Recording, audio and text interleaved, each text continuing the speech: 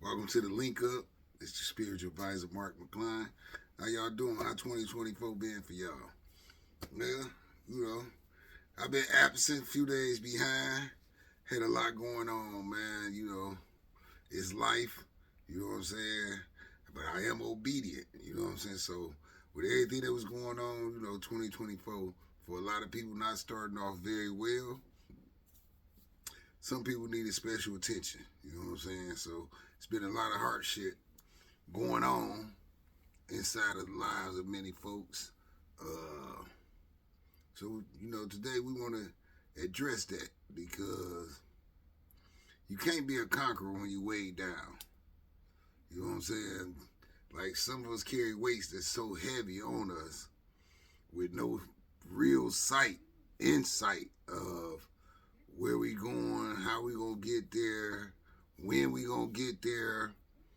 There's a lot of question marks. So we got a lot of questions in life, and a lot of us got a lot of questions to God. No matter what your circumstances is in life, what you think you're going through, uh, some of it is downright just unfair. I'm not here to gas you up. I can't just sit here and give you the pretty story because all our storylines is not pretty. All the narratives that's written inside the paths that we all walk, a lot of them not pretty. You know what I'm saying? And I guess at this time, and when I say this, I'm preaching to myself because I'd have had a hard walk in life too. And it was times that I really didn't understand why. It was times that I felt it was unfair. It was times that I felt it was overwhelming, overbearing. I felt it was too much. I thought I was doing good and trying to make amends for some of the sins. I sought repentance. I sought baptism to be reborn. I found other religions, and I was searching for God because at some point in my life I felt like He wasn't present. I felt like I was abandoned, forsaken, and in them days I remember how dark it was. It was dark, like nowhere to turn dark, and I lost my way. You know what I'm saying? I lost my way. I started counting on my own understanding than his understanding because basically I had made myself feel and think that I wasn't worthy of God's love and I wasn't worthy of God's help and that he wasn't going to help me. I just felt like, whatever I done in life in his sight, it was like, hey, you're not my child no more. You know what I'm saying? Like I say, I felt abandoned. But I bring this to you because I'm running across people that's going through many similar situations and they feeling lost and abandoned and forsaken by God. They feeling like they communicate with God and God not communicating back with them. They feel like they doing everything they can, and they still drowning. They held on to that rope as long as they could. They ready to let go. And darkness consumes them right now. You know what I'm saying? They haven't received a lifeline. The things that they want to see for signs of hope or God's presence, they not receiving the signs the way that they want to see them. So, we want to talk about that, because in truth, that's not real when we talking about God. And I know, when we going through what we going through and we feeling that way, sometimes the last thing you want to hear is God. You don't even want to hear the name of God.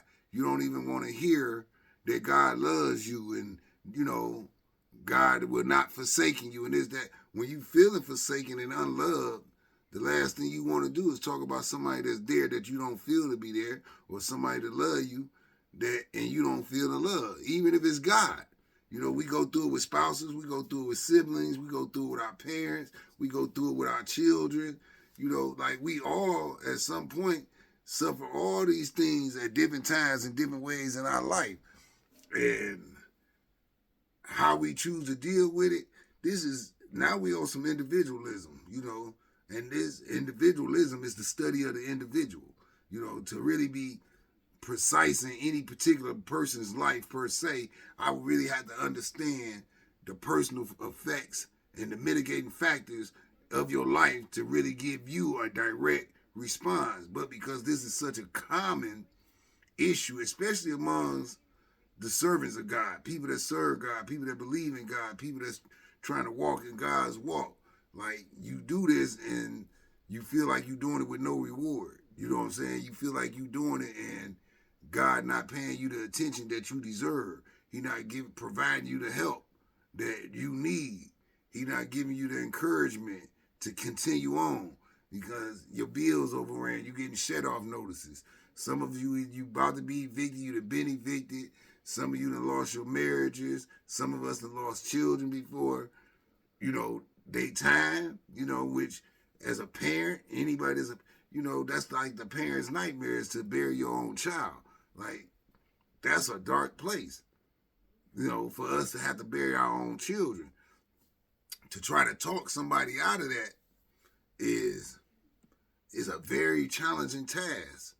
You know what I'm saying? To restore them back to sanity. You know what I'm saying? Like, for a moment, we all get insane because of our circumstances, our surroundings, because of the things that we enduring or the things we suffering. Like, it's a time to be real. You know what I'm saying? So I want us to be slightly human tonight.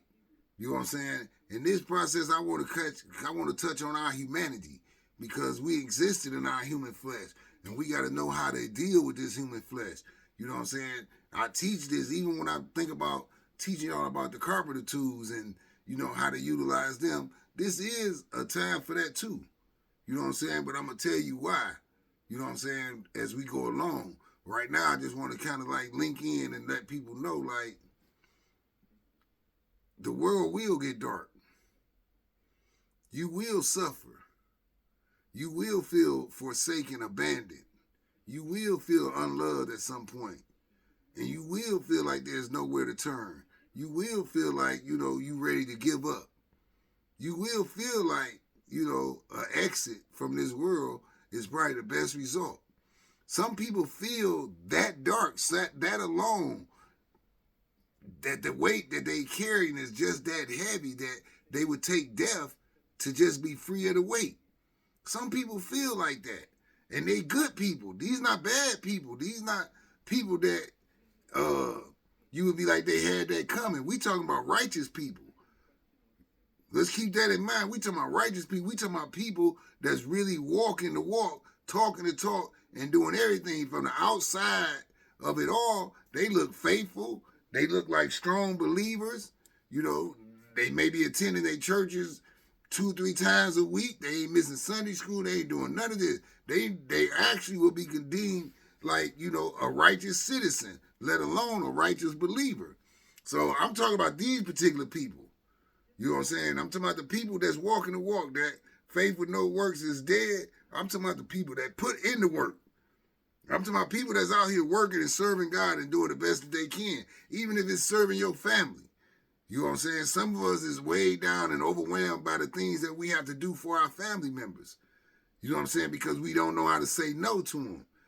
So because we don't know how to say no, we go through things that it began to put us in a position of failure. It put us in a position of feeling, abandoned, forsaken, overwhelmed, and anchored. We get depressed. But we doing this because we love somebody. You know what I'm saying? We got love for somebody. We overextending ourselves. We going above and beyond, which is all beautiful traits of any human being. Like I always tell people, one of my favorite scriptures is there's no greater friend than a friend who's willing to lay down his life for another friend. And we talking about that friend right now. We talking about that friend that's willing to lay down their life for the sake of somebody else that they would call a friend or a loved one, a child, a sister, a niece, an uncle, a daughter, a stepfather, grandfather, grandmother. I'm talking about these people that we love. And yet, even though we doing all this, nobody seems to be paying attention to the burden that we carry. Nobody seems to see that we overwhelmed. Nobody begins to see that we running on fumes. Nobody see our loneliness. Nobody see our hurt. Nobody sees our pain. Nobody sees our trouble. And yet we still get up every day and we go out and give the best of ourselves to everybody else. But inside we feeling empty. Inside there's a void. Inside there's hurt. There's pain. There's suffering. There's tribulation. You know what I'm saying? There's discouragement. There's a sense of loneliness. Like we better at being service to others, but yet, you know, we sit back and like, I want some of this love too. Like I put this love out here because you told me it would come back to me. You know what I'm saying? Now I ain't doing it because I want it to come back to me. I'm saying this to say that, you know, about what I weep, I should sow, right? You know what I'm saying? What I sow, I should weep. So if I'm putting love in the atmosphere, then love should be returned. If I'm putting kindness in the atmosphere, then kindness should be returned. If I'm putting courage, faith, and God into the universe by speaking these things, then these things should be returned to me. If I'm rewarding others, I should be rewarded. If I'm assisting others in their time of need, then I should be assisted in my time of need. We talking about actually putting out, getting back what we put out. And this is logical thinking. This is spiritual thinking.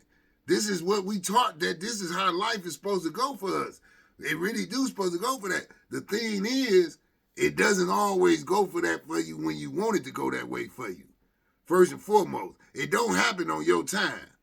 But that don't negate everything that you going through. That don't negate what you feeling.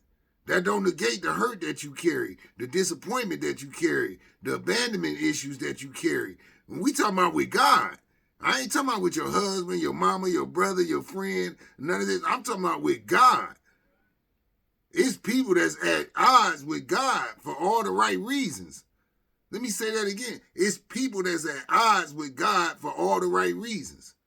See, I don't believe that you can't question God. I believe you're supposed to question God. Who better to question? Because if he gives an answer, who has a greater answer than God? So if you having trouble with God, I don't have an issue. I encourage you to talk to God and find out what's going on. It say ask and you shall receive. So if you feeling these ways and you communicating this to God and you don't feel you getting the answers that you deserve back or the results is not coming back the way that you want it, I'm talking to you. Today we talking to you because there's a lot of good people that's going through things that could be better people. If we can help them lift some of these things up off of them, if we can remove some of these burdens off of them, if we can help them clearly see better why they going through what they going through, if we can somehow refuel them, give them the inspiration to continue on in their path rather than to let go of the gospel plow, rather than to abandon God, rather than to forsake God, or rather than to denounce God. I don't want you to do this because you do serve a loving God. And I know sometimes it don't always look like that. I felt that same way when they gave me, at 19, when they gave me a prison sentence of 20 years, basically because I wouldn't be a snitch, as they say. I wouldn't tell on somebody or tell what happened first. Or this, you know, I felt like for my judge to tell me that the only reason why you going to prison is because you didn't tell first. That was like a nail in my hand. I could feel the pain of what Jesus went through when a nail was being thrust through his hand with a hammer. I felt like that was a low blow. Like you somebody that society's supposed to trust, and you here telling me that you willing to send me to jail simply because I wouldn't tell on somebody? And not only will you just send me to jail, but you send me to jail for 20 years? And I got to rationalize this for 20 years in my head that the only reason why I'm in jail is because I didn't tell on somebody? That was hard to live with for a long time. That was hard to understand. Like, where was the justice at for me, God? Where was your love at for me in that moment? Where was the mercy at? You allowed man to put me in this position at 19 years old.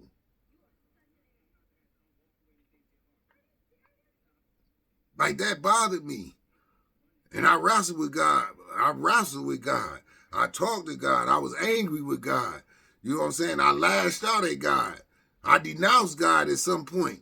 You know what I'm saying? I'm about certain. I can't give you the facts of it, but I can tell you what I felt in that moment. And the way I felt, I didn't feel like I was riding with God, and I didn't feel like God was riding with me. So it was just me. So at some point, I really had to feel like I forsake God.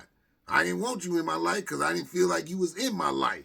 Like I'm talking, these the people that I'm talking to. You know what I'm saying? These the people right now, because we got people that really love God that's going through things and they can't understand why they going through things. And I'm not here to tell you that I'm finna help you understand it. I'm just here to tell you that first and foremost, I respect your testimony. And I respect your honesty. And I respect your courage to even bring it forth. I respect your hurt. I respect your pain. I respect everything that you're going through.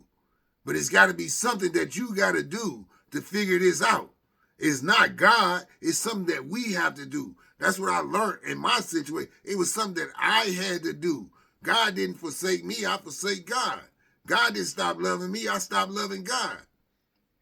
You know what I'm saying? God wouldn't stop to give me help and to give me, he was sending me lifeline. I was just so angry and so upset and so confused and just depressed about my situation that I didn't accept his lifelines. I didn't want his lifelines. In truth, I didn't want them. I wanted the pain. I wanted the hurt. I was that hurt that all I wanted to do was hurt. I wanted to die at some point. I didn't want to live no more. That wasn't God. That was me. I brought this on to me. But I fought at God for this. I blamed God because I felt like you didn't steer me the right way. You didn't do what you said you would do. You didn't hold me down like you said you would hold me down. If you did, why would you let these people unjustly do this to me? And yet I had to go back and take accountability for myself. It took me time, though. It took me years. It took me years. Like I tell people my testimony, when I first entered the prison system, I'm like the first 7 years of my prison sentence, dog. When I first went in there, the first 7 years I did, I swear to you, and everything in my heart, I felt like I was trying to make somebody in prison kill me because I couldn't rationalize in my head how I was only on earth for 19 years and you gonna give me 20 years in prison, meaning that I'm gonna do more time in prison than I lived on earth. I couldn't fathom how that was possible for me. I didn't understand what God was trying to tell me for doing this. I just felt hurt. I just felt abandoned. I felt unjust. You know what I'm saying? But then I had to be accountable and realize how I put myself into this position. How did I even allow this to come about? What decisions and movements did I make to allow myself to encounter this situation at all? I had to take accountability. Now, I know some of y'all sitting back looking and like, man, I ain't doing nothing. I'm doing my best. I'm being good. I'm doing this. I'm fighting. I'm raising my children on my own. I'm taking care of my mother. I'm going to work every day. You doing everything right. But I promise you, there's somewhere along the line that you missing some type of accountability that got you in that position. What put you there? We got to go back and reflect. Reflection is the business of man. The sense of his state is his first concern. We got to be concerned with how did our thinking arrive us to this circumstance. It's like you driving a car. You know you want to go to the major mall. I'm going to say, you know, we in Detroit, so I'm in Detroit. So, you know, those are not, we got a mall in here called Somerset. Somerset is like our most expensive mall. So this is where our Gucci store at, our Louis store at, this, that, and other. So we sitting up here and like, you know, I want to go to Somerset. So we jump in our car and we driving off to Somerset. And then we witness an accident. In the midst of us witnessing this accident, we get distracted. We paying attention to the accident.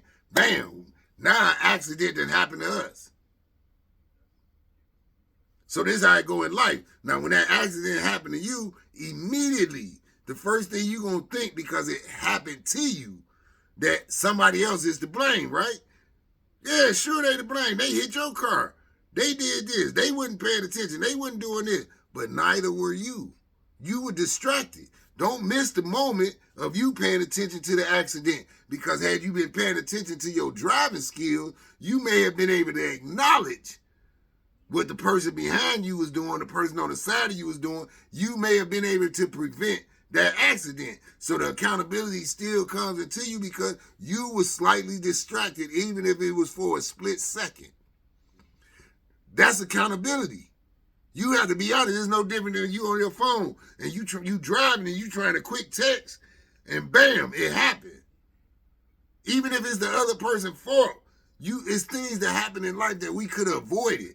And we feel like because we didn't cause the accident, it's not our fault. We don't take accountability for the distraction, because as much as we're in a position not to be at fault for causing something, you also have accountability to be able to prevent things. So paying attention allows you to prevent things. When you're not paying attention, it allows things to happen. That don't mean that it's going to be your fault because it happened. But because you're not paying attention, you contributed to it happen. Now you are on accountability. So now you got to go back into your life and ask yourself, where was that second, that split second that I may have been distracted, that allowed this to happen around me? Not because it's my fault, but where am I at fault at? I guarantee you're going to find that split second distraction somewhere in the course of it. A lot of times we like to think because something happened to us, we're not at fault. But something that happened to you is happening for you. You know what I'm saying? Like somewhere along the line, you have to begin to look at things like this. That didn't happen to you for no particular reason. There's a reason accidents do not happen. Law governs all events. Nothing is accidental. Everything that you encounter in life, you should know that it's meant for you to encounter. It's something there for you to get from it. It's something for you to receive from it. It's something that you need to take from that moment, that situation, that circumstance. We got to get back to accountability. And no matter how unfair you feel your life is right now, and I say this not to be insensitive at all, because my heart goes out to you. It pleads with you. I know that moment. I know what it feels like to be in hell. I know what it feels like to be in hell. Yet when I wanted better for myself, I had to find my accountability. I had to understand what I was going through. I had to understand how I contributed to put myself in that situation. Yeah, God probably could have rescued me. God probably could have prevented it from happening. But then God doesn't, he doesn't intervene in every circumstance and situation for us. Because you're not going to learn like that if you intervene in everything. So we do this with our children. When our children go out and they persistent about doing something, we be like, okay, go ahead. Learn the hard way. Keep bumping your head against that brick wall. Eventually you're going to bust your head open. We already know that as the experienced parent, but we allow you to do it. If you bent and determined on learning this lesson the hard way, then okay, go ahead, learn your lesson. Some of us just hard-headed. Some of us hard-headed. Some of us took turns in life that we wasn't supposed to take because we didn't have the courage for the truth. Y'all want to be real now, right? You know what I'm saying? Because even though I can tell you, I relate to you, I sympathize with you, I got empathy for you, and I definitely love your situation, and I know how it feels to be who you are. I know how it feels to be abandoned by God. I know how it feels to not feel God's love. I know how it feels to not feel God's presence in your life. I know how that feels. But I'm telling you, that feeling is an illusion. It is impossible for it to be the truth. And if you love God in any form of way, if it's just a mustard seed, then you know that can't be real. God would never do that. So we talking to those of you that got the mustard seed of belief. At this point, you just need to be refueled. You need some inspiration. You need some encouragement. You need something to tell you you're doing all right. Even when you're doing so bad, you're doing all right. Because yea, though I walk through the valley of death, I should fear not, for thou art with me. That's what we mean when we in that moment. When we in that moment of the shadows of death. No matter what your pains and your troubles is, when you in that moment and that darkness consume you, that's when you supposed to say, for I know that thou art with me. You got to have faith in that. You got to believe in that. That belief alone will bring you through that situation. And I ain't saying it's going to be 2 days from now, 1 week from now, 2 years from now. I don't know the moment. I don't know the hour. I don't know the time span on it. Time is an illusion within itself. But I know this, if you steady going through something, it's something you need to learn from that. It's something you need to learn about yourself. And then I'm going to tell you another sickness about us as God believers, that when we get into that moment of hell, because we self-righteous, and we believe that we doing all the right things, our self-righteousness kick in. And our self-righteousness kick in and tell us that it's unfair, he don't love us, he forsake us, and this, that, and the other. But the truth of it is, you can't blame God for none of that. God didn't make the decisions that you chose to make to get you to where you at. God gave you free will. We make every decision every day for every moment. Wherever we find ourselves at is where we navigated ourselves to be. Wherever you find yourself at is where you navigated yourself to be. I don't care what influence you was under. I don't care what inspired you to go there. I don't care why you there. I don't care what the reward was for you to be there. You felt that that's where you needed to be.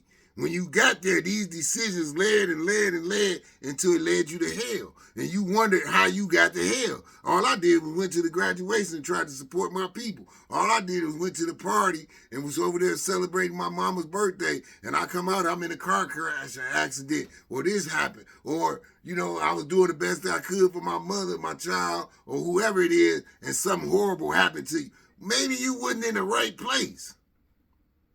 See, a lot of times we sacrifice for those that we love and be disobedient.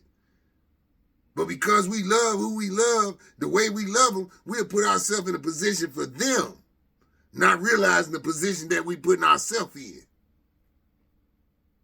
You ever been in a situation where you knew you wasn't supposed to be somewhere, but because of your loyalty, because of family ties, because of the relationship, or whatever you felt to justify yourself to go, but deep down inside, you knew you was not supposed to be there, but you made yourself get there. Can you remember a moment like that? That's called defiance. That's called disobedience.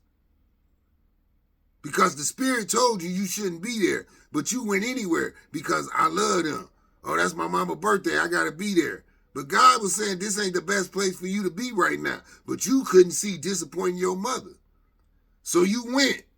And whatever tragedy come with that, you made that decision. You put yourself in a position that God said I didn't want you in. And you went there anyway. And I'm going to tell you, that's a grave mistake that a lot of us make, is because of the love and relationship that we carry with other people. But you got to understand, everybody got their own purpose in life.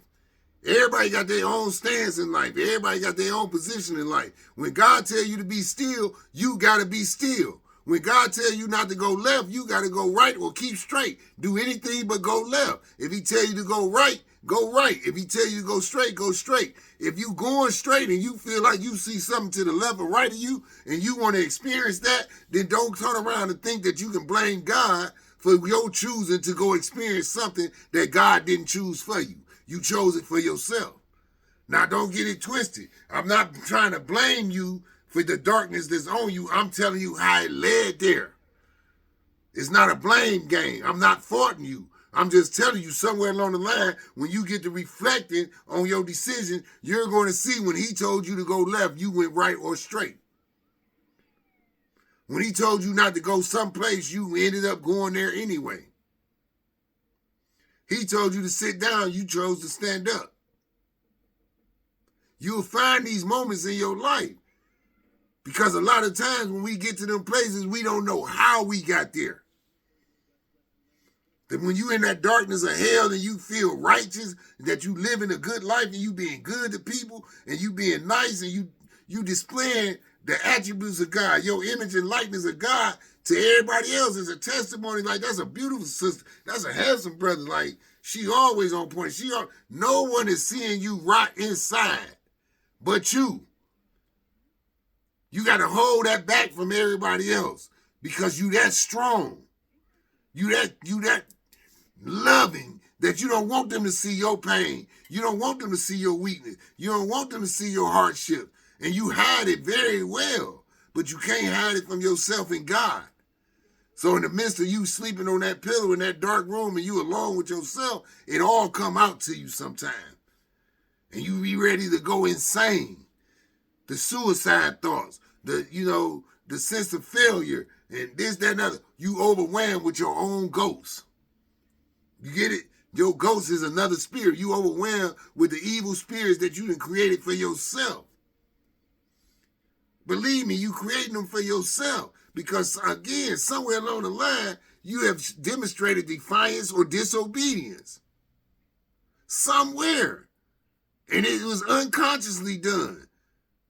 You going to your mother's birthday celebration was a noble act. It was respect. It was honor of your parent. But somewhere, if you can remember if you can remember where God told you no, not to move, and you still chose to move, then you start straying from the path then. And that stray led to another stray, and another stray, and another stray, until you found yourself someplace you didn't want to be, and you didn't know how you got there. But in truth, you do know. In truth, you do know. Reflection is the business of mind. We got to go back and trace ourselves. And we got to figure it out. Because somewhere along the line, you led yourself to where you are today. If you're unhappy with where you are, it's because you led yourself there. Accountability. I'm trying to help you. I'm not trying to blame you. I'm trying to help you find the accountability. And inside of finding the accountability is the only way that we're going to resolve the nightmare that you live in. It's the only way we're going to get you out of hell. It's the only way that we're going to get you to feel God's love again. It's the only way that we're going to get you to feel good about you. Because right now, you don't feel good about you. Right now, you don't feel worthy. So if you don't feel good about you and you don't feel worthy about yourself, how can God feel good enough for you? How can God find you worthy enough? If you don't feel loved, how can anybody love you and make you feel that? You don't feel love. So you're not welcoming love into yourself. You're not welcoming love into your spirit. You're not allowing us to help nourish you. But tonight, that all in. Tonight it in. Tonight we talking about accountability. If you want to I want to get you out of where you at. I want you to walk out of hell. We're going to walk in hell with you. The Link Up members has established themselves to walk into hell to rescue those who want to be rescued. We built and trained to ransom one another from the perils of the lower self, from the hell, from the depths of our sorrows, our disagreements, our disappointments, our failures, our hurts, our pains. When you're a servant of God, I can pull you out of that. I got that faith. But you got to believe at least. You got to believe at least. And more importantly, you got to hold yourself accountable. God don't put people in hell. People choose hell. If you feel like you in hell, I promise you, you chose to be there. Unconsciously. Unconsciously. Sometimes the old saying remind me right now, I say keeping it real gone wrong. Some of us keep it so real that we go wrong with keeping it real. You keep it real, but are you keeping it righteous? Because keeping it real don't always guarantee a right result. We done all been on that side at some point in time. I remember people used to tell me I'm riding with my man, whether wrong or right, this, that, and the other. I get that. But I'm not even hanging with nobody that I got to feel that way about. Anybody I hang with, they going to be right in their thinking. They going to be right in their decision making. They not going to jeopardize us one another. So if we out in this thing's going on, this going down, yeah, I'm going to ride with my people, but I'm also confront you down the line. But also I'm not trying to be with people that I know that will respond and react like this in public. I got to be accountable for my circle. The people that I surround myself with. So if I'm hanging out with somebody that I know is willing to pop off because they can't tolerate a degree of disrespect or this, that, and the other, or as it was told to me by a brother, if day 0 to 100, may not be my 0 to 100. I got a lot of tolerance for ignorance. I got a lot of tolerance for my people. So when some of them do stupid stuff to me, where in my youth, I probably would have been a whole different person. But now with my age and my understanding and where I stand today, the things that I value today, a guy can run his mouth all he wants. It means nothing to me. But then I'm hanging out with my younger cousin, and he ain't taking that. He not built for that. He don't take disrespect at no level. But I know this about my cousin. And I'm still choosing to hang out with him. Therefore, I am accountable that when he pop off, I'm accountable to ride with that. Why? Because I put myself in that situation, man. I love my cousin, but I shouldn't be hanging out with you because I know what kind of person you are, bro. And I get that. I don't fault you or blame you for that. You as a man, you got a right to stand up for what level of respect that you feel you demand about yourself. So while he running off at the mouth, to me, that means nothing because I'm on the mindset the person that talk loud is the least person in the world to worry about. You the weakest person in the room. Now him, on the other hand, talking loud is emasculating him. You disrespecting him. You degrading him. He's going to stand up for himself. He's not wrong. That's his understanding. So his 0 to 100 went there off of words. My 0 to 100 don't got nothing to do with words. Now the same situation, I'm a physical person. I don't want you to touch me. So you can run up on me, you can touch me, bump into me, this, that, and other, and I'm going to confront that, especially if you don't say, excuse me, this. Like, dog, you touch my physical body. Now my same cousin that pop off for words might be like, come on, bro, cuz he drunk, man, leave it on this. It's different levels of understanding. You got to know who you around. You got to know your circle. And when the things go the way it go, you got to hold yourself accountable because you put yourself in that moment. And this is what I'm trying to tell you. We put ourselves in situations that we don't feel no fault for because it's not really a fault. It's not really a fault. It's just a bad decision.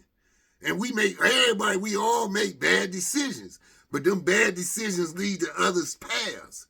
As you take this, if you walk in your truth and you make a bad decision that wave you this way, and then you make another bad decision and another bad decision, and maybe you make a right decision and and then another bad decision. And either way it go, you straying off of your path. But the bad decisions that you making is you being there for somebody that it's not your job to be there for. You can't save everybody. You can't rescue everybody. You can't do for everybody and deprive yourself. A lot of times we'll do stuff for other people and deprive ourselves. Anytime you sacrificing where it's a deprivation to yourself, then that's not a sacrifice. That's a bad decision.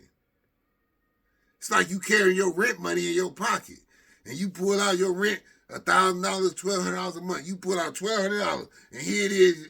Your sister, your brother, your mother, like, man, I need $300 to get my car fixed or get my car to impound. You done pulled out this wad of money. And they eyes, you got it. So they might be like, man, I just need it until tomorrow. I'll give it back to you tomorrow. And that could very well be their whole hookup. They really do want to give it back to you tomorrow. But this $1,200 is your rent money. You get them that $300, you got $900. Your rent due. They don't bring that $300 back. You short on rent. Now you arguing with them because they didn't keep their word, this, that, and other. Well, nothing is promised about tomorrow. So you don't know what they went through that might not have even been allowed for them to bring you that $300 back. Because the accountability that should be taken is you didn't have $300 to give. You just hadn't paid your rent yet. So when they ask for that and put you in that, no, you should stand on your truth. This is rent money. This is not my money. It's not money that I can give out. It's not money that I got a home to protect. You cannot deprive yourself to help another. And we do this so often. And when it goes wrong, it goes straight, we seek to blame them.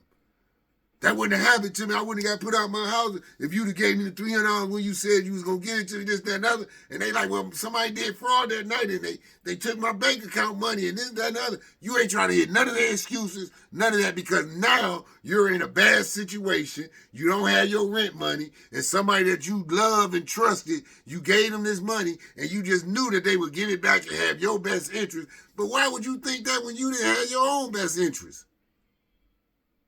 Your own best interest would have been like, I don't have it. This is not my money. I can't do this for you right now. That's standing on truth. But because you didn't want the backlash or how they would feel about you, or you could have gave me that, or you could have did this, that, and other, let them have their moment. That's their moment. That's their issues. That's their problems. Once you buy into that and you gave up that $300, then you made it your issue, your problem, and your possibility of being evicted. Even though we know you ain't going to be evicted right away, you know, this being a little extreme, but let's just say it came to that. Let's just say that's how your landlord cut. If you don't have my rent on this day, immediately I'm going into eviction. Maybe you've been late previous times before, and they got zero tolerance for you. But don't nobody know that. Whoever you borrow the money for. If you would have told them that story, they'd have been like, nah, keep that. You pay your rent. I got other. But no. You being kind. You being loving. You being thoughtful. You being supportive. All beautiful traits. All right traits to have about a person. You definitely in a noble situation. So you can't see wrong. But you wrong. You get it? You wrong. You didn't have it to give. You deprived yourself. And you got to be accountable for that. And that's the circumstances and situations that I'm talking about. If you can find moments like that in your life, it'll show you how you built yourself to be in this spot. It'll show you how you found yourself in this hell. It'll show you why you feel forsaken and abandoned by those that love you and even God. Reflection is the business of mind. Trace yourself back. The accountability of it alone will start building you up. It will give you the insight to see, because as you see your own wrongs, then you see what God did right for you. God put you in a position to pay your rent. You took a chance on your rent. It didn't go right for you. And we blame God down the line. Because you got evicted. Because you see in your heart that what you did was right. You was being helpful. You was being loving. You was being thoughtful. So wrong don't even contribute. It's not even a thought of being wrong when you moving in that mindset. But you wrong. You made a bad decision. You put yourself in jeopardy. Nobody else, not even the person that asked you for that $300. They didn't put you in jeopardy. You put yourself in jeopardy because you didn't have the courage to stand up for your truth. And your truth is that I cannot give you this money. I don't have it. My rent must be paid tomorrow. It's not a gamble. My rent is $1,200. I got $1,200 right now. It's not a gamble. My rent will be paid tomorrow. Unless I walk out here and get robbed or this, that, and other. I mean, it's all kind of circumstances can happen. But in this scenario, you got the money in your hand to pay your rent. If you give from that, then you place yourself in jeopardy of not having a home. Accountability. So again, this is not a blame game. This is not to beat you down. This is to tell you how righteous people get put on the cross for doing right things. So now let's break it down to Jesus. Now, here it is, the Son of God. You on earth,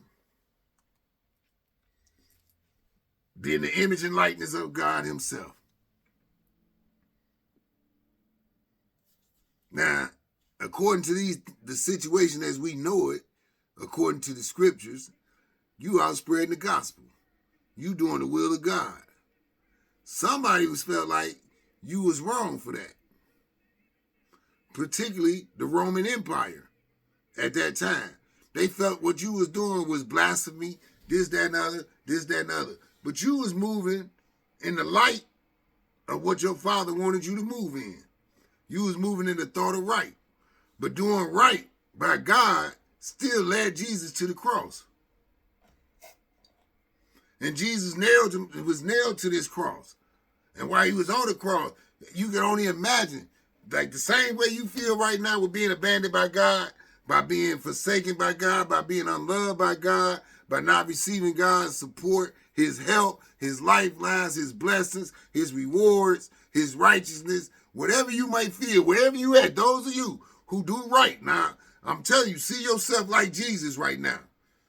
I'm saying you doing everything for the people. You a servant. You loving the people. All you spreading is love. All you spreading is righteousness. All you spreading is the attributes of God. You in the image of likeness. In truth, you doing everything noble.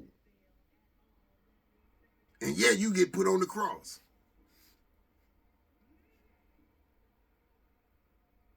Can you see yourself there? If you can't, you should be able to. You should be able to, because this is really what we go through in life. That's when you say we all got our cross to bear. Literally, we all have our cross to bear, because even when you make right decisions, somebody could feel some other kind of way about that. And you might not be strong enough to prevent what they feel about it. So they might bring harshness onto you. They might bring dislike. If you embrace that, it's help you straying from your path. It'll put you in a place of darkness. It'll put you in a state of unworthiness. It'll put you in a place of loneliness. People will abandon you for doing what's right. But God won't. But when the people begin to judge you as this, you begin to feel that way. Now the people that put you on the cross, and you stretched out, nails in hand, nails in feet, you up here bleeding to death, you bleeding out, you in pain, you hurting, you going through all this. And then you ask God, why hast thou forsaken me?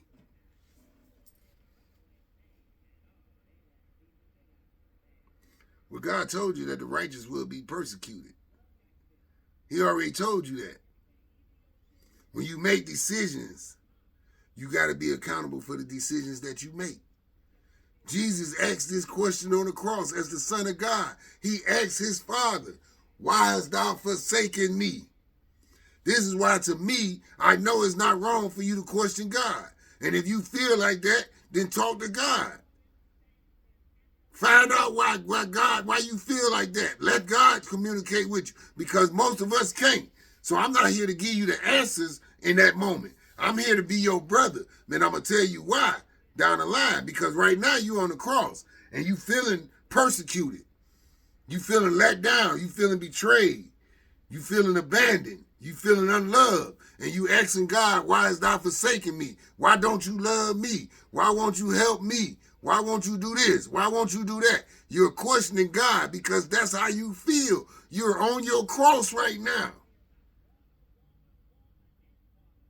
But you understand, when Jesus was put on the cross, you knew the reward that was coming behind that, right? His resurrection, right? His being born again brought the life, eternal life, everlasting life, kingdom. He was sitting at the right hand of God. Now he suffered 3 days. You might be suffering 8 years, 10 years. God has no concept of time. So I don't know how long you're going to be on your cross. I don't know how long you're going to hang on your cross. I don't know how long you're going to give in to the pain and the hurt and the abandonment, the unlove. I don't know how long you're going to feed on them elements. But I'm going to tell you how to escape them elements. And it's going to be the same way Jesus escaped his. Because God promised us salvation. God is a saving God. He's a loving God. And I don't care what you're going through. Never dismiss that. The God we serve is a loving God. God is love. And love is the Savior of the world. And he put love on the cross. It was the love that Jesus had for not only our Father in heaven, but the love that he had for us. This is why you come up with the famous line of, he died for us. But in truth, he didn't. He didn't really die for you like they want you to believe. It was an indirect response to that. You did not lead Jesus to the cross. The people of Jesus did not lead. The disciples didn't put Jesus on the cross. The multitude didn't put Jesus on the cross. Jesus went on the cross because when the Roman soldiers stood before him and told him to denounce the spirituality that he was teaching, the words that he was teaching, that they took as blasphemy against their own religion, he wouldn't denounce that. So basically, he wouldn't denounce God. So therefore, they said that you must be crucified. So you was crucified in the name of God. You was put on the cross because you would not denounce God. And I'm telling you on the cross right now because you will not denounce God. As hurt as you are about him, as much pain as you going through, and all the sorrows, all the hardship, and the overbearing weight that you going through, you still have not chosen to denounce God. Because if you denounce God, you wouldn't be feeling what you feeling. So therefore, I'm telling you, there's a belief in you. And you know that God, and this is where your accountability should really come in at, because the belief that you hold on to that allow you to feel that suffering, that allows you to endure that, to allow you to see that hurt, then feel overwhelmed, overtaken, to feel abandoned, unloved. In order for you to feel that from God, in order for you to charge him with that, you know it's not true. You just ain't figured out how to arrive to the truth of how you know it. You haven't taken accountability yourself. You would love for God to come rescue you. Jesus wanted to be rescued because he knew he was doing everything right. He was doing everything according to the will of God. It was unfair to put me on the cross. It was unfair to allow me to go through this hurt, to allow me to suffer like this, to bleed out, stretched out, with nails in my hands and my feet. It was unfair to me. I'm doing everything you want me to do, God. Father, I'm an obedient son. I'm your servant. I'm doing everything right. Jesus didn't feel right on the cross.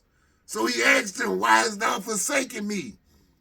You're asking God, why hast thou forsaken me? Because you have not denounced God. The devil working on you. The devil in your head. The devil trying to trick you.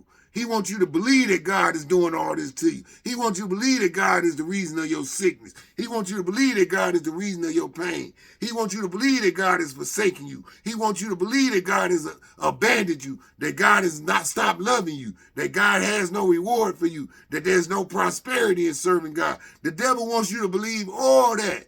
But the only reason why he wants you to believe is because you haven't denounced God.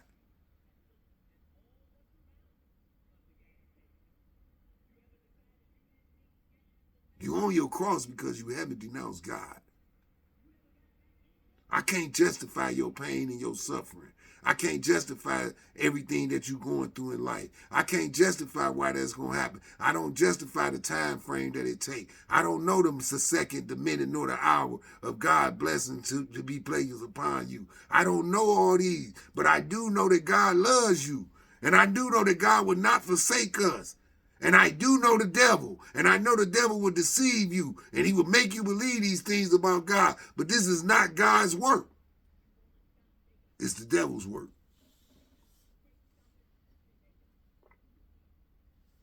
Accountability. You allowed yourself to be played by the devil. And he applying pressure. He applying great pressure. So if Jesus was there as the Son of God, if he could be on that cross and ask God, why hast thou forsaken me? Do not be discouraged because you're asking the same thing. Do not feel less of a believer because you're asking God the same thing. Do not feel less of a person. Do not feel unworthy. Do not feel failure. Do not feel like you've been left astray. No, you're right where you deserve to be. You're right where you need to be. You're right where God wants you to be. Because when God finally does lay his hands on you, the testimony and the miracle to come behind that will be just as great as Jesus arising on the third day. Your resurrection is bound to come. You just got to hang on and be faithful. At the end of the day, Jesus had to realize his accountability, that he made the decision to be the Son of God. He chose to be obedient to God. And he realized, I'm being crucified because I love my Father. I'm being crucified because I'm obedient to my Father. I'm being crucified as a symbol to my people of what it takes to be a servant of the Father, of the Most High. And when he realized that, then he spoke the words, "Thy will be done. Thy will be done." Not my will, but God's will be done. So he went from "Why hast thou forsaken me" to "Thy will be good, be done." Now you got to get to the point. Now there's a measurement. You right now, you at the place where Jesus was at when he asked God, "Why hast thou forsaken me?" You're right there. We're in this moment. I've been there with you. I've been there with you. Now I'm going to try to give you some help on how to lead yourself out of there, how to pay attention to the light that's around you, because darkness is only the absence of light. But the absence of light is never absent. The darkness is a deception. It's just a cover. Remove the cover and the light will shine. So now we want to remove the cover. I'm trying to give you some understanding of this. I gave you the greatest relationship that I can give you. You and Jesus are one. That's your brother. What you going through, he done been through, and he told you, what I have done, all men shall do. What I am, all men shall be. But you will be persecuted for doing your Father's work.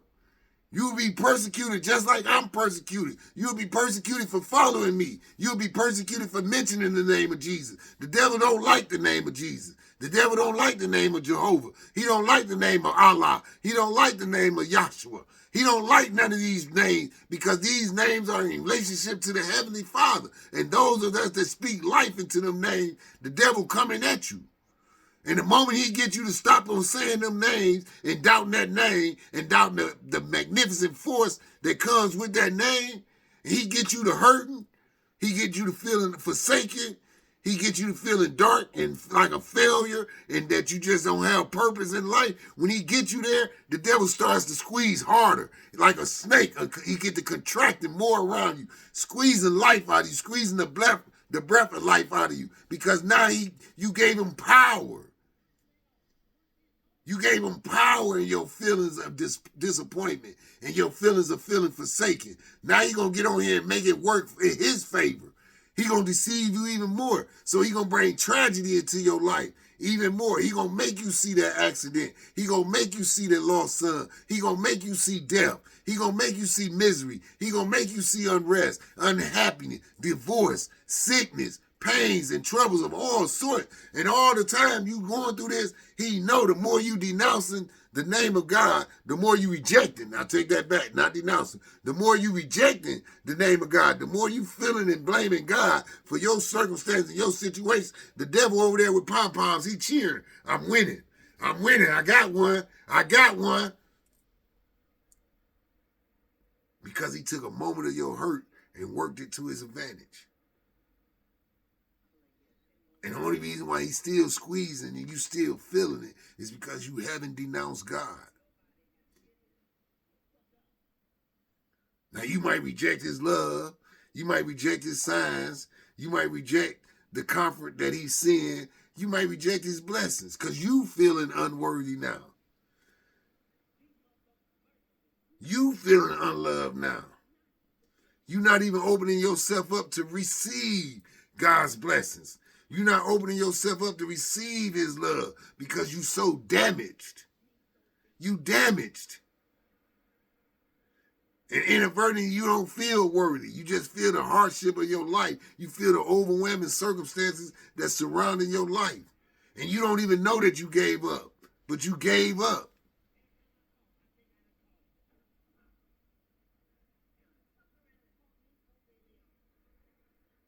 Think about it. Think about it. You gave up on you. God didn't give up on you. You declare yourself unworthy. God didn't declare you unworthy. You say you a failure. God didn't say you was a failure. You feel unloved. God ain't never stopped loving you. You see darkness because you don't want to see the light. Not right now. It hurt. We in pain. We suffering. And the old saying goes true. Misery loves company. So it might not be a person, but we inviting the other tricks of the devil in. His other deceptions. His other vices. And that you surrounding yourself with that company. You surrounding yourself with the company of death, misery, unrest, betrayal, lack of love, disappointment, failure, judgment, unworthiness. These are your friends. These are your company. This is your circle. This is your company now. So every time you say it hurt, they like, oh yeah, man, you all right, you be all right, don't worry about it. You like, no, man, this stuff don't feel good at all, and this, that, and the other. And they like, man, look, come on. They cheering that on. You can take it a little bit more. You strong, you can take it. Forget God. He don't love you. Don't worry about that. We got you. We right here with you. We feel you. We want better for you too. All along, you steady sinking down into the depths of hell. Because that's what they do. That's your company. So how do you escape this? It's simple. So let me give you an idea. I tell you. God is good all the time. And God is love at all times. He can't be nothing other than what he is. So Jesus on the cross, just like we are. We all, I ain't there no more. I got through mine. And, the testimony that is coming from me, they helped me get here. You know what I'm saying? It was true. It's the beauty of the woman. It's the nature of the woman. A woman allowed me to see this. She opened it up. The door is like, here. Because I'm coming to you. Like, what is God saying in this situation? How do we resolve this situation? You've been there. How did you get through it? How did you do this? And the nature of her just began to feed me spiritually like, this how. Let's talk about it. Let's build on it. And I'm like, wow. Took us a minute. But then you start, as you talking, you saying words that God is like, take that word. Take that word. Take this word. And I'm taking these words, and before I know it, I got a solution. The same way the devil got his solution with keeping misery around you, death around you, sadness around you, misfortune, abuse, disappointment, failure. The same way the devil chose to give you that company, to keep you in his company, God got a company for you too. And that company is always ready to receive your hand. All you have to do is extend your hand, and they're going to pull you out the depths of your hell. So let me tell you this. Let me give it to you simple. I try to talk to y'all in ways where you can visualize what I'm saying, to know that I speak truthfully. So when Jesus was on that cross and he asked God, why has thou forsaken me? He was in the company of the devil. That was the devil deceiving him to even think that. He was hurting. He was in pain. He was troubled. He felt injustice was happening to him. Just like what you feel right now and where you at in life. Sickness. Hardship. Difficulty. Complexity. Death. Betrayal. Argument. All these tools and vices of the devil became your company. They talk so loud that you can't hear God. And Jesus was there too. Jesus was there too. So basically what I'm telling you is you in good company. You in good company. And that's why it was so important for him to go on that cross. Because God knew down the line that we would all be on that cross. And he knew that we would all ask, why hast thou forsaken me? He knew that we would all be judged and persecuted for doing right things. And because when you're doing right, you have no understanding of how you got on that cross. But you got there because you wouldn't denounce God. So how did God pull you through? How did he get you through? Let's talk about that. For those of you who are familiar with the story of Jesus on his crucifixion, and those of you who might have seen movies, and I encourage people to watch movies about God, to watch the stories of Jesus played out in movie roles. Because it's the moments, right, and reading in between the lines, a movie will give you something that you can see, you can visualize, that the words won't give you. So, in the movie, when Jesus asked, why hast thou forsaken me? His mother Mary was in the crowd, weeping, crying her tears out. She didn't see the Son of God on the cross. She seen her son on the cross. And what pains he was going through, she was going through. The hurt that he felt, she was hurting with him. Somewhere along the line of Jesus being on that cross, him and Mary made eye contact. Let's just say this, according to the movie. Now, like I say, the words ain't going to give you this. But this is why I watch movies. I'm an advocate of movies. So the words ain't, you won't see this from the word. But it's empowering. Because when Jesus' eyes met his mother's eyes, and his mother's eyes met her son's eyes, love was exchanged. She was feeling hurt for him on the cross. He was feeling hurt for being on the cross. But when their eyes met, they met in love. He loved his mother. The mother loved her son. Love became a fuel for Jesus to get through what he had to get through on that cross. It was no longer a hurt or embarrassment or a failure or a hardship. It was no longer his sickness. It was no longer disappointment. It was no longer God abandoned him. He felt the love from his mother, and it reminded him of God's love, and he said, "Thy will be done."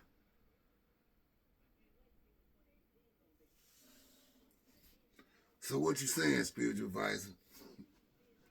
You on your cross.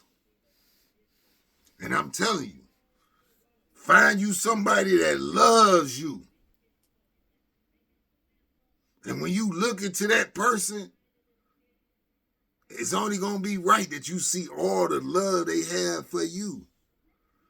When somebody has that kind of love for you, how can you be a failure? How can you be condemned? How can you be a disappointment? How can you let sickness overcome you? How can you be overburdened? When you see pure love exchange between somebody, you can only dwell in everlasting life. You can only feel heaven. You can only feel strength. You can only be inspired. You can only be encouraged. You get strong. You become accountable for who you are. This child of God, made in the image and likeness of God. You find that person, that spirit, and you lock on to it, and you begin to make your climb as an incline. You begin to get away from the ransoms of hell, the paths of hell, the misjudgments, the persecution, the sickness. You begin to rejuvenate your spirit. Do you know that you can heal yourself? It's a God within you. You can heal yourself. And when you catch on to that love from somebody that loves you purely, then that pain begins to subside. That hurt begins to subside. That lack of belief, that lack of faith begins to grow stronger. That sense of unworthiness reminds you that you are worthy. The weakness becomes strength. The hardship of toiling becomes a joy. But it got to be received. This is fuel. This is how children of God, the servants of God, this is how we fuel one another. This is fellowship.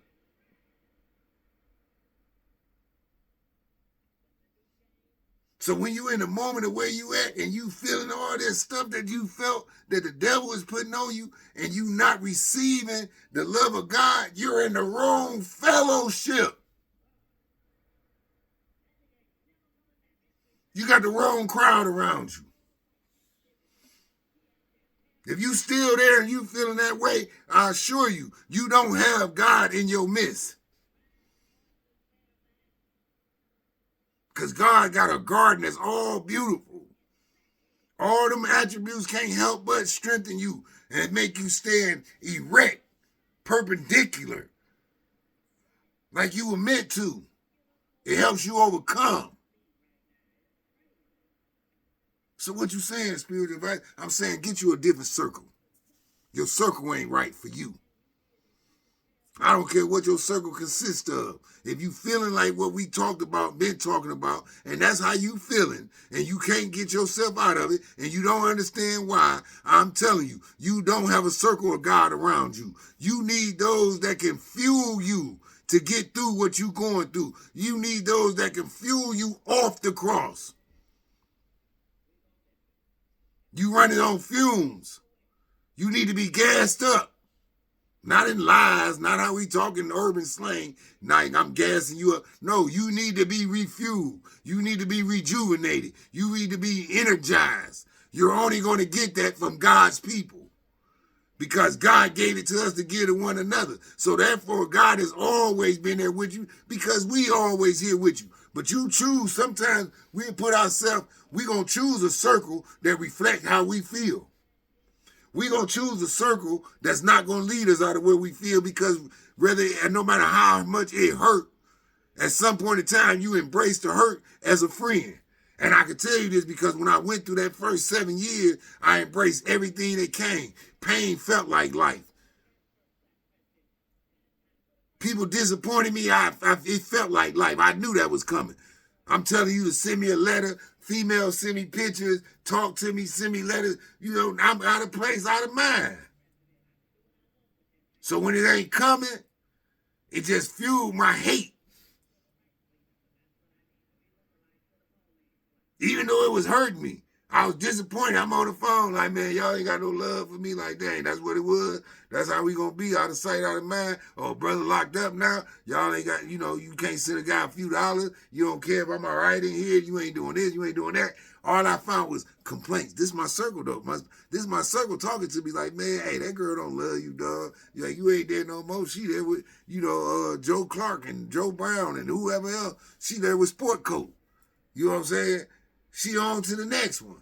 This is what my circle was telling me. And I'm like, yeah, y'all right. Bump that chick. This, that, and the other, blah, blah, blah. Oh, man, your mama didn't send you that money? Man, your mama out there living her best life. Like, yeah, she don't love me neither. She don't get it, this, that, and the other. Man, your sister ain't send you nothing? Like, yeah, man, all of them out there tripping. I lived my life trying to make sure they was doing what they could do. Now I get in here, I can't get a $20 money or a $30 money. I ain't getting no visit, this, that. This is my circle. They encouraging my hell. And they making me feel good about being in hell. And I'm waking up every morning looking for them. Disappointment, where you at? Failure, where you at? Mischief, where you at? Lack of love, where you at? Unworthiness, where you at? Come on, man, we gotta go, we gotta get together. And that's how I lived for 7 years. That was my circle for 7 years. I was beating myself up, killing myself, trying to die. Trying to die. When I look back on it in hindsight, even though I was trying to kill myself, God was rescuing me at every turn. He spared me. Slowly but surely, I started meeting righteous people, kind people, thoughtful people, sincere people, loving people, understanding people. You feel me? As I was meeting them, I was getting rid of unworthiness. I was getting rid of failure. I was getting rid of mischief. I was getting rid of disappointment. I was getting rid of suicide. I was getting rid of insanity. I was replacing them with the attributes of God. Now the attributes of God is becoming my friend. Now I find myself saying, you know what? I can get through this. I can make it through this. As a man, I can conquer this. I'm stronger than this. Them walls, I made these walls. These walls not finna be stronger than me. Now I'm starting to be encouraged and I'm starting to be inspired. And guess what? When I found myself so strong where I wanted to live, I couldn't wait to get back home and show my family who I became. And our relationship with my family began to change because my thought process changed. So even though a sister didn't send me this money on time, I didn't fret. I didn't blame them. I just thought about the sacrifices they had made all before, and I felt myself grateful. And I knew it would come when when they had the opportunity to make it come. I knew it would come right then and there when they could afford to do it. I knew I was loved. See, people that love you can disappoint you. And honestly, people that love you will disappoint you. But I don't take that to heart. I take it just as what it is. It's just a disappointment. It's disappointing. Why? Because it didn't meet my schedule. But guess what? It didn't meet their schedule neither. It didn't come on time. It ain't because I was forgotten about. Come to find out, they had an unexpected bill. They had an unexpected incident with their car. Something happened this way. Something happened that way. It begins to open up the doors to receive the love, to receive the thoughtfulness. So now I'm walking strong. And I promise you, at one point when I got so strong, I remember saying, "Thy will be done." I surrendered. I gave myself to the Father. I became a servant and child of God in that moment. And I'm telling whatever I got to go through in here, however I got to go through it, as long as I get through it, and as long as I get through it with you, I'm going to be all right. So thy will be done. Whatever you want me to suffer and endure, I'm going to do that. Because I know I'm not alone. I know I'm loved. I know I'm valued. I know I'm worthy. I know you the child, you my father. I know I'm your child. I know that you care for me. I know that you hold me up when I can't hold myself up. I know that you bring rest when I get weary. I know that you bring strength when I get weak. I know that you bring cures when I get sick. I know you do this because I am your living testimony.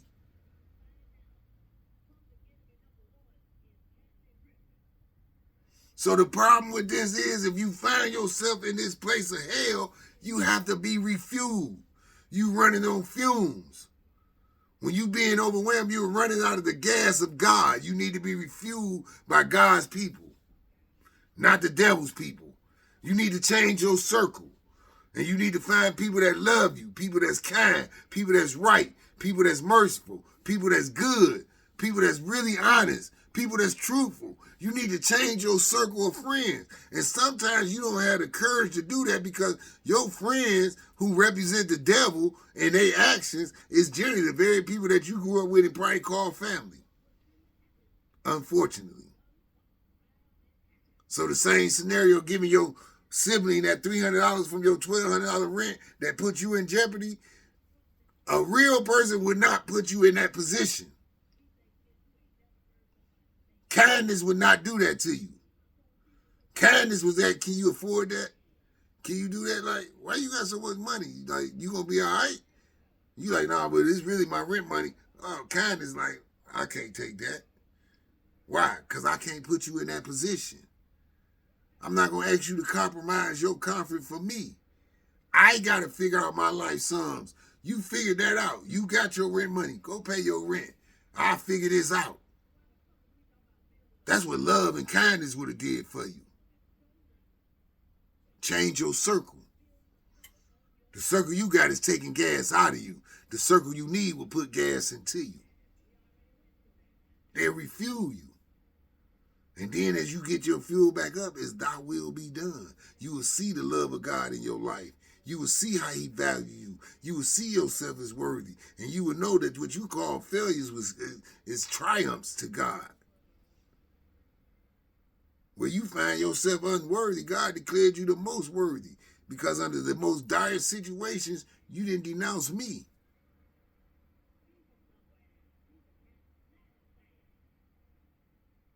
You begin to see God's love for you. And as you awaken to this, as you change this circle and you start getting the fuel that you want, whatever you're suffering will subside. That's not a coincidence. That's not scientific. That's not none of that. It's just the natural truth. The more good you put into you, the more good you're going to feel about you. The stronger your circle, the stronger you are. If you weak, you gotta have a weak circle around you. If you failing, you gotta have a circle of failure around you. If you miserable, you gotta have a circle of misery around you. But the fact that you suffering, because the devil don't suffer. He love where he at.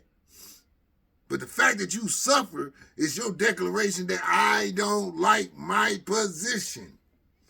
I don't like where I am right now in life. That's your belief. As a child of God, you know you deserve better. That's why the devil keeps squeezing, because you haven't given up. You haven't surrendered. You haven't denounced God. So he keeps squeezing, because he wants you to give up. He wants you to surrender to him. He wants you to denounce God. You haven't done that, so you feeling his pains. You feeling what the pain that the devil is inflicting upon you. But that one mustard seed of belief that you got that allows you to feel that, that's the love of God.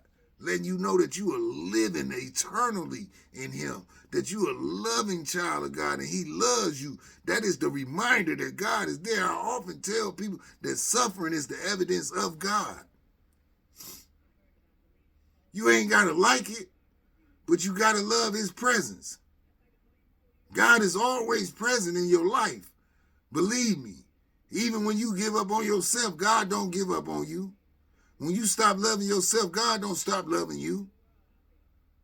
This is just truth. That's how God works. That's who he is. That's why he is who he is. So I'm telling you, have the courage to see your circle for what it is. Some of y'all got family members right there in the midst of you and you know they not best for you. But you don't want to let them go because it's a sister, it's a daughter, it's a father, it's a mother. You made these attachments. But Jesus left his mother and father and said, I must be about my Father's work. At the age of 13, at the age of 12. At the age of 12, he left.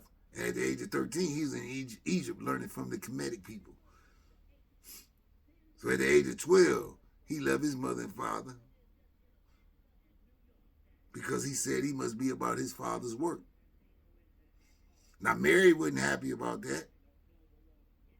They say when they found him, he was in the temple disputing the laws with the synagogues, with the rabbis of that time, with the pharaohs and the Pharisees. He was in there disputing the law at that age because he had a purpose, he had a mission. But in order to fulfill that mission and that purpose, he had to walk away from his mother and father. What are you willing to walk away from for your everlasting life, for your peace on earth, for your heaven on earth? What are you willing to walk away from? Who are you willing to walk away from? Change your circle. You running out on fumes. You ain't got the right people around you. You ain't got the right attributes around you. You need God. Don't give up on God because you gave up on yourself. Don't give up on God because you can't see how you got yourself in the position that you in right now. Don't blame God for your circumstances because that's not free will. You got free will. You are where you are because of you. You may not have known what was coming with them bad decisions that you was making, but you are where you are because of you. And you know for a fact that you got unhealthy people around you. They may love you, but they don't know how to love you. They may want the best for you, but they don't know how to provide the best for you.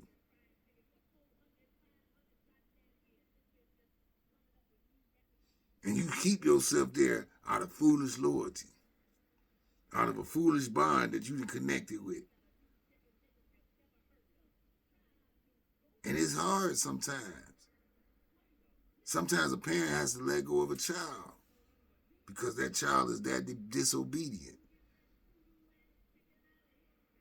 But you got to let that child be that child because that child has a purpose to serve for God too. At some point, you got to walk away from your parents and be about your father's work. We got to have courage for God. We got to have courage for the truth. We got to hold ourselves accountable when we don't do that, when we don't have courage for God, when we don't have courage for the truth. If it's somebody around you that's unhealthy, and you can love them to death, but if they unhealthy for you, how you going to complain about being sick?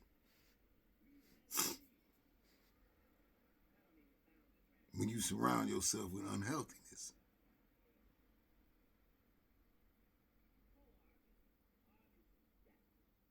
And what's your excuse? Oh, that's my sister, that's my brother, that's my mama, that's my daddy, that's my husband, this, that, and other. You gonna let them kill you? You gonna let them drain you? Because you got a purpose too. It's time for you to be strong enough and courageous for your purpose. It's time for you to heal. It's time for you to overcome. It's time to become a conqueror. And I'm talking to my people that are true servants of God. You righteous people. You loving people. You out here doing what you're supposed to do. You just made some bad decisions. You got the wrong crowd around you. The wrong support system. You can't be of God and hang out with the devil. The devil is not your friend. But the devil will disguise itself as anything on earth that you want. He would disguise itself as your daughter, your son, your husband, your father, your mother, your best friend. He would disguise himself as any of them to get you away from God. And you got to remember, a lot of people do things that they do not know what they do. And I remind you again that Jesus said it is best. Forgive them, Father, for they know not what they do. And I'm telling you right now, I pray this upon the people that's around you. I pray this for the people that's in your circle right now today. I pray this because I believe the people around you might really think that they loving you and doing what's best for you and trying to help you out. I pray these things for you because the natural nature of people is to be good. So I pray these things for these people that's around you, and I pray this sincerely. Forgive them, Father, for they know not what they do. Pray with me. Forgive them, Father, for they know not what they do. Forgive them, Father, for they know not what they do. It's not about a blame game. It's about the right game. This ain't about keeping it real. It's about keeping it right. It's time for us to really be mature in our relationship with God. A lot is demanded. To whom a lot is given, a lot is expected.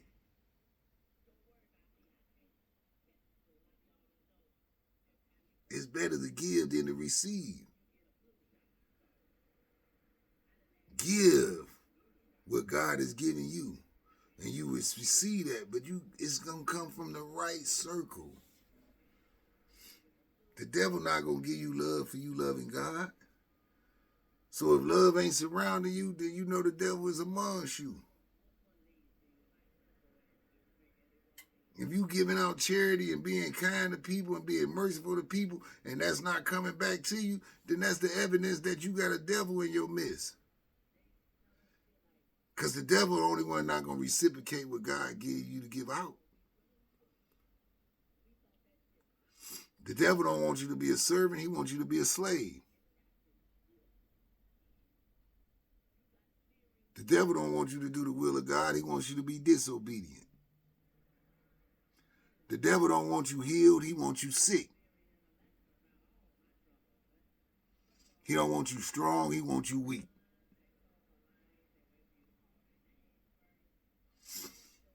So the answer to all this, if you feeling yourself in that dark place, change your circle. I promise you. You put yourself around the people of God, the children of God, the servants of God, and you start receiving all this medicine of God from us, from members of the Link Up, because we here for you, whoever you are. We not a race-built ministry, race-based ministry. I talk a lot to black people because I feel black people need it. It's not because I'm a black man. I feel in my heart, according to what God gave me, you are a people that needs to be talked to. And the only reason why he sent me to you as he sent me to, because you're not ready to listen to no Caucasian. But Caucasians aren't ready to listen to black men.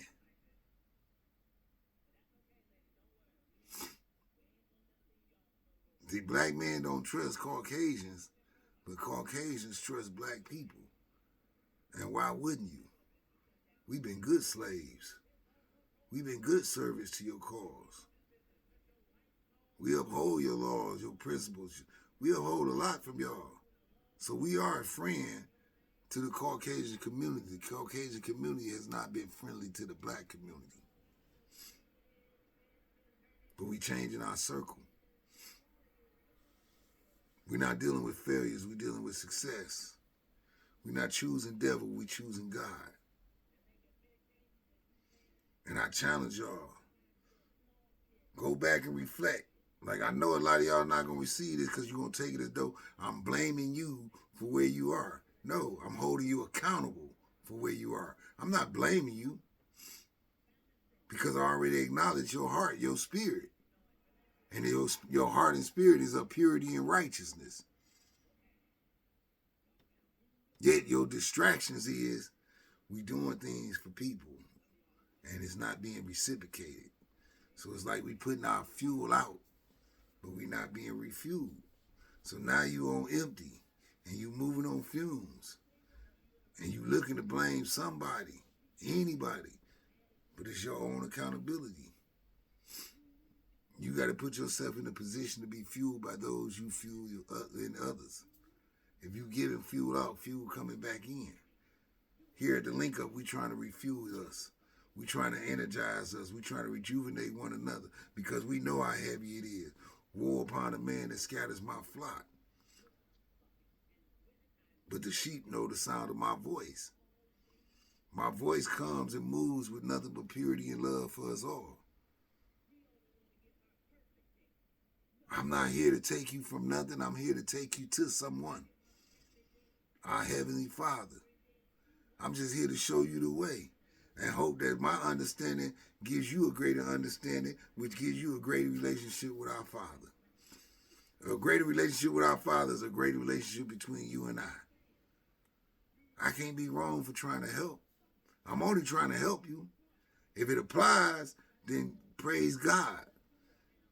If you can't figure it out, then go back and start this over. Listen to it again and again and again until you get it, because the message for you is here.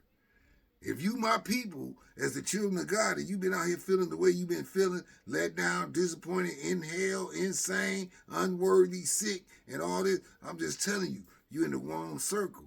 But I understand why you asking our Father, why hast thou forsaken me? I'm just trying to get you to the point of saying, thy will be done. But I can't get you there until you look me into the eyes and see the love, the kindness, and the mercy, and see the image of God in me. When you see that image and that likeness in me, then you will begin to receive your fuel. We will reciprocate between one another. And then you're going to see it in this brother and this sister and that brother. And you'll be long. You're on a full tank again, and we out and gone. Making you stronger makes me stronger. Helping you receive your strength is strengthening me. Helping you receive your faith is strengthening my faith. We working together in the link up. That's why it's the link up. It's one chain into another. It's one link into another link until we become a mighty chain.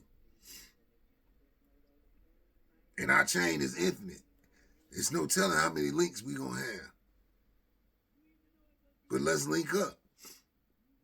So let me give you this before we leave out. If you're in darkness, I need you to proclaim, God is my salvation. If you ain't living in darkness right now, proclaim it. Claim it. God is my salvation. Don't take nothing less. Don't accept nothing less. If you feeling alone, shout it. God is my salvation. Sometimes we ain't always to be loud with our love of God. Sometimes we're not in the right environment. So if you're watching this and you at work, whisper it. God is my salvation. God is my salvation. If you with your children, let them bear witness. Profess it. God is my salvation. You got to say this with me. As I'm saying it, you got to say it with me. If you in pain, trust it. God is my salvation. If chaos is amongst you, surrounding you, believe it. God is my salvation. If you sick, declare it. God is my salvation. If you in trouble, even by man, if you find yourself in legal problems, or if you just trouble within for whatever reason, cry it out. God is my salvation. If you're feeling weak, lift it to the heavens. God is my salvation. I ain't talking about the sky. I said lift it. Raise your vibration. Raise your frequencies. Raise your energy level. Be inspired within yourself. Lift thyself up. And just, God is my salvation. If you're already saved and you got it worked out, like yourself, your brother, the spiritual advice, I'm saved. I say it proud. I share it. God is my salvation. If you're a child in God, in spirituality, and you still learning, you still growing, then work for it. God is my salvation.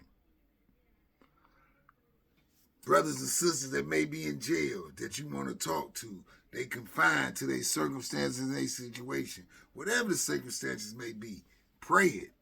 God is my salvation.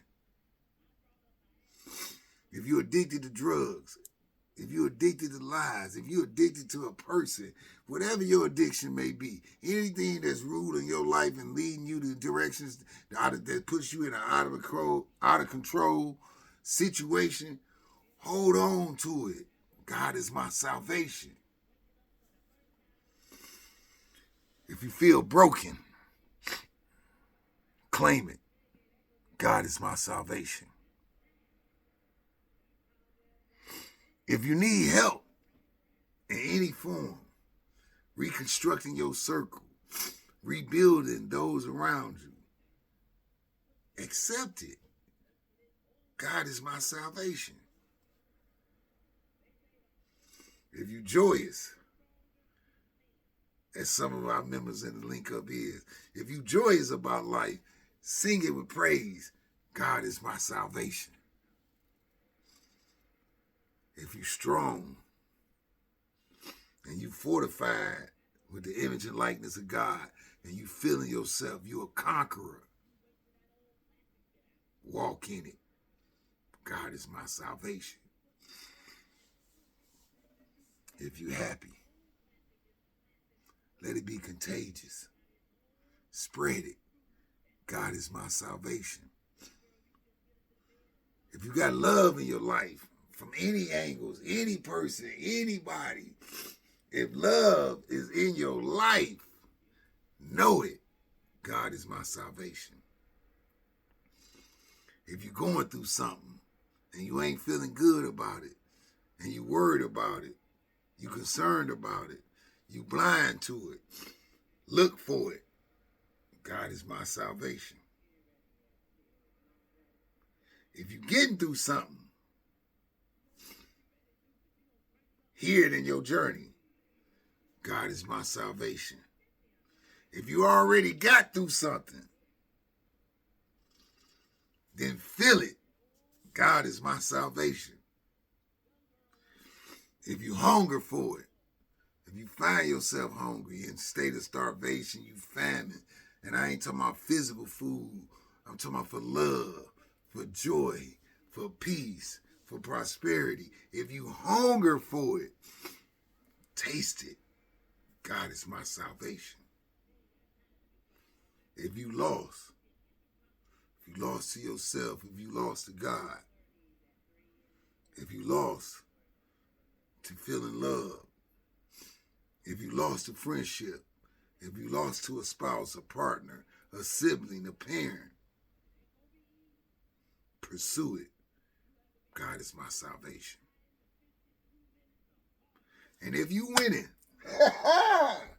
if you already winning in life and you got it figured out, and you standing on the same throne and sitting with the God at the right hand, and you in love with God, and you know God, and you spreading the word, you being a child of God, and you letting the image and likeness of God shine through you, if you winning, if you are overcomer, if you a conqueror, if you a victor, you gotta say it loud and proud.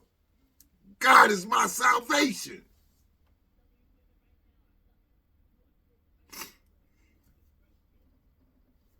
Get your fuel. Get you a new support system. Don't matter how you get to the finish line. Get to the finish line.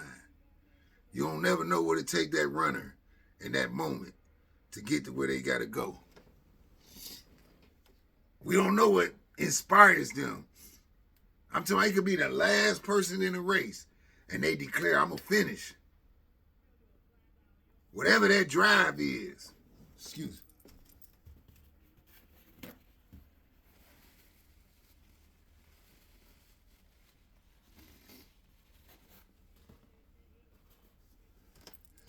Whatever that drive is that runner has. Whatever makes them go the distance. Even when they come in last place. But they know they determined they gonna cross the finish line. Seek that in yourself. Whatever helped the slaves endure in our time of physical slavery, perpetual slavery. Whatever allowed them men to take them beatings across their backs with them whips, to be murdered before their family, to be degraded, emasculated, women to be raped, treated like trash, a piece of meat, inhumane. Whatever got them slaves to trust in their God for better days, whatever faith they found, let's seek that faith out. We need it today. We need to be just as faithful as our ancestors was. And we need to know that we're going to suffer today for those tomorrow. And we need to be okay with that. Harriet did it. Nat Turner did it. Malcolm did it. Martin did it. So many others before us did it. Complete your race. Find your dedication. Be the slave. Be faithful to God, no matter the circumstances, no matter how you feel, no matter the hurt. Be faithful. And know that in the midst of your transition in life, in anything, there's going to come a degree of complexity and difficulty. In the midst of that, be not confused with your stance with God. It's a transition. It's not a time frame. It's not a time period. It's a transition. The only thing you should be concerned about is getting through it, getting over it, getting beyond it, and getting to where you're supposed to be. We about objectives in the link up. And I'm your spiritual advisor, Mark McCline. And I'm telling you, I hope you got something out of this, man. I look forward to y'all in the comments. Again, I encourage you to talk to your family and friends. If you think I'm worth hearing and talking with, man, subscribe, comment, share. Let's blow up, man. Let's get out here, man. For once, we got somebody that's for us. You know what I'm saying? And those of us that participate in the link up, we definitely got your best interests. We definitely seek what's best for you. We definitely always trying to tell you what's best for you, what's going to better make you, what's going to better help you, what's going to better inspire you to be the best you that you can be. You can't get a better team, man. Link up with the link up. And until next time, peace.